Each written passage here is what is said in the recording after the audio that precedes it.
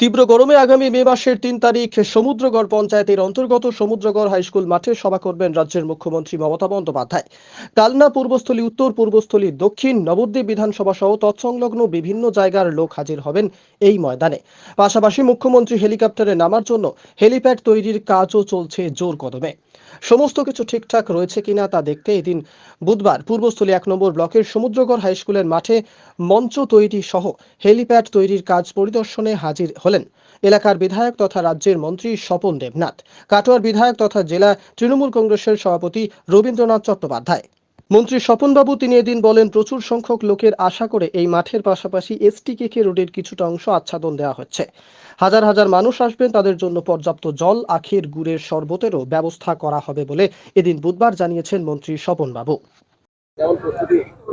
এবার মুখ্যমন্ত্রী আসবেন মমতা বন্দ্যোপাধ্যায় তার কথা শোনার জন্যে সমুদ্রগড় হাই স্কুল মাঠ, যেটা কিষাণ মান্ডির কাছে, নিমতলা বাজারের কাছে, আমরা যতটা পেরেছি আমাদের আশঙ্কা, আমরা যা খবর পাচ্ছি চারিদিকে মাঠ যে আছে, মাঠে তো জায়গা ধরবেই না। এসটিকে রোডটা আছে সেটাও আচ্ছাদন দেওয়া হচ্ছে, তাদের হাজার হাজার মানুষ আসবেন। কেন এই পাশে নবদ্বীপ বিধানসভা কেন্দ্র, ওদিকে পূর্বস্থলী উত্তর, কালনা বিধানসভা কেন্দ্র, আমার নিজের বিধানসভা কেন্দ্র আছে। আমার নিজের বিধানসভা কেন্দ্রে 266টা বুথ আছে। তার সঙ্গে পূর্বস্থলী উত্তরের আমাদের ব্লকের মধ্যে দুটো অঞ্চল পড়ে, দোগাছি আর গ্রাম। এই লোক দিয়ে আমরা মাঠটা ভরিয়ে দিতে চাই। তার সঙ্গে কালনা শহর থেকে লোক আসবে, কালনা ওয়ানের দেখপুর, নাদাই, কাঁকুড়িয়া, সুলতানপুর, আটঘরে, সিমলন, ধাত্রীগ্রাম, ওখান থেকে আসবে।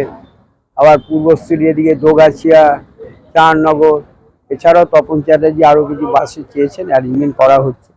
যেহেতু একেবারে লাগোয়া নবদ্বীপ, সেই নবদ্বীপ পৌরসভার এমএলএ নন্দ সাহা থাকবেন, ওখানকার কাউন্সিলররা থাকবেন, ওখানকার সাধারণ মানুষ যাতে আসে সেই ব্যবস্থা সব নেওয়া আছে। মানুষের মধ্যে একটা ব্যাপক উন্মাদনা এবং খুব ভালো ভিড়, রেকর্ড সংখ্যক ভিড় হবে একটু আসা।